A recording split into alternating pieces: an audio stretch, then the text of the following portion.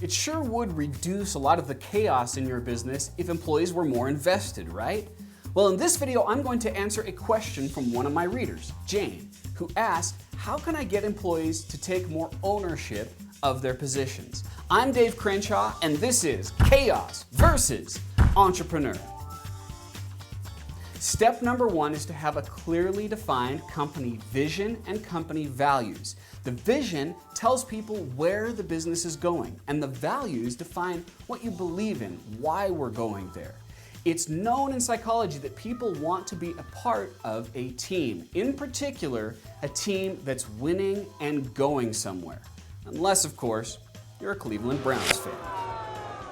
Number two is to have a clearly defined position agreement. Now, I define a position agreement as a 1 to 2 page document that spells out clearly the responsibilities that an employee is supposed to fulfill.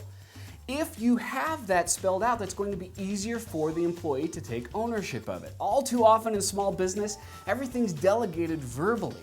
But when someone can feel the document, they can see it, they can look at it, that's much easier for them to conceptualize in their mind something they can own.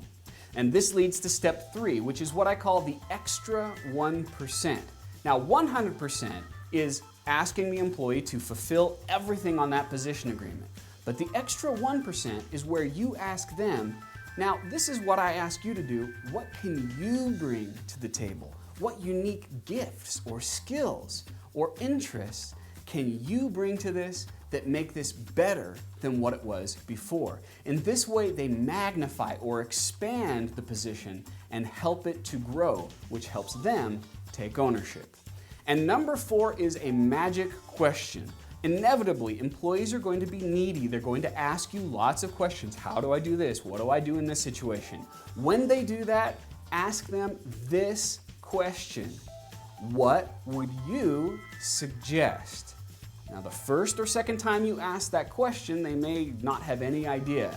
But by the third time they come to you with a question, they're going to know that you're going to ask them that question to start things off, which helps them get in the mindset of taking ownership. Now, I know that you as an experienced entrepreneur have other ideas of how to take employees and give them more ownership of their position. Please share those in the comment section below. And always, if you've got a question you'd like me to answer in a future edition of Chaos versus Entrepreneur, ask that below as well, and I'll be glad to respond to it. Thanks for watching. Stay focused.